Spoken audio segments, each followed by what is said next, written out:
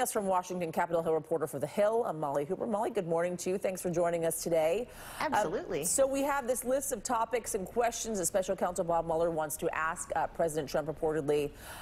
What does this sort of tell you, these questions that we've seen so far, about the direction of Mueller's probe when it comes to the president? And what do you think the impetus was behind releasing these questions in the first place for the public to see?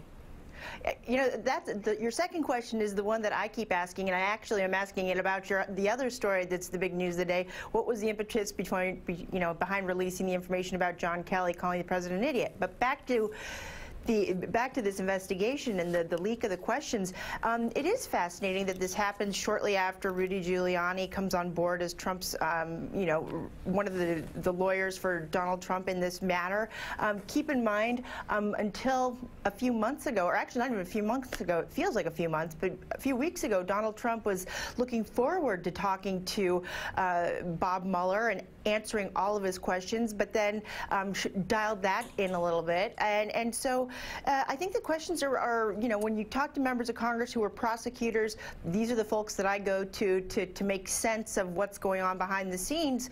The one thing that they have brought up is Mueller is trying to establish a pattern of behavior that could demonstrate what his intention truly was behind firing Jim Comey. And if that was obstruction of justice, then they want to get to Bob Mueller wants to get to the root of that. Keep in mind that even if Mueller does talk to the president, and the president is considered to be lying about it, it's unlikely that he will be indicted. However, whatever that document comes out with, the findings that Mueller presents, that's something that the House of Representatives will deal with. And so that's why getting to this pattern of behavior to establish intention behind the firing of Jim Comey is key.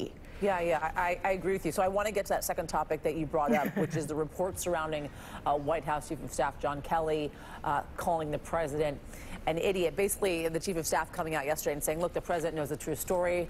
I didn't do this, yada, yada. Do you think this is about sort of an eroding morale that we're seeing in the West Wing? Well, keep in mind, there's been a lot of turnover in the White House, in the immediate vicinity of the Oval Office recently.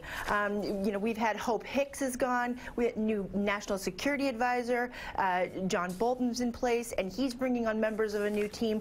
So you are looking at the new faces that are coming into the White House, and what are the old faces doing? I kind of want to get to the bottom of who leaked this information and why. What was the intention behind it? Because is this to diminish John Kelly's role, or is it to is it to set the stage for somebody who's more in line with what, say, John Bolton's thinking or Larry Kudlow? I mean, it's all fascinating when you come to leaks like this in Washington, D.C., because you always want to go to the intention of the source.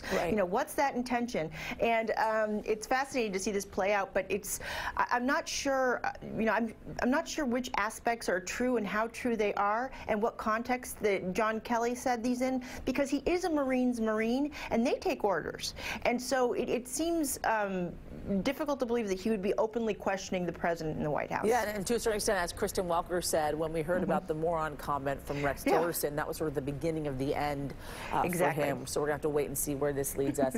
Molly Hooper, I'm going to talk to you again at the bottom of the hour. Thanks, Molly.